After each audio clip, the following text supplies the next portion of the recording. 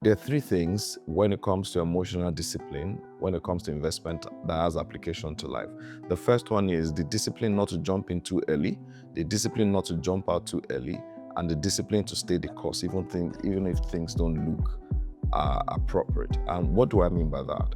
A lot of time we see fad, we see trends that are happening. If you are not disciplined to say, do I want to jump into this? You want to understand exactly what you're jumping into before you jump into it. You are not just jumping into it because everybody is doing it. That discipline, particularly when you have this, what you call fear of missing out, is very key when you're doing investment, to be sure.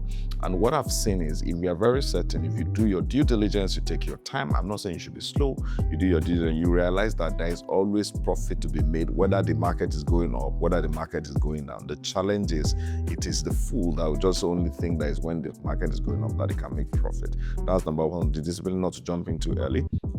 The second thing is the discipline not to jump out too early. Sometimes you get into investment and the things are not working out the way you think you expected them to work.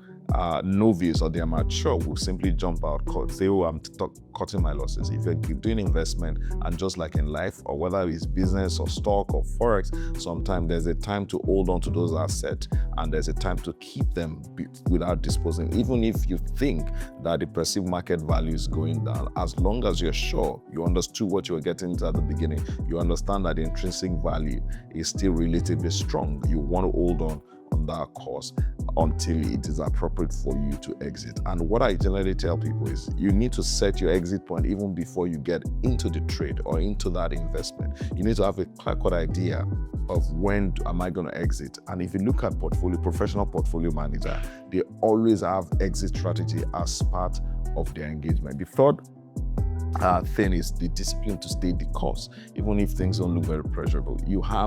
You already know when you're going to get in. You have an idea of when you want to exit, and then you get into that position, you get into that investment, you get into that business, and it's not looking like the way you thought it was going to look. One of the most mature decisions I've seen is people just jump out, and it happens to those who want to do business. You start a business today, it's not working out, you are experiencing challenge. The next thing, you want to jump out to do some other things, and then you repeat that cycle.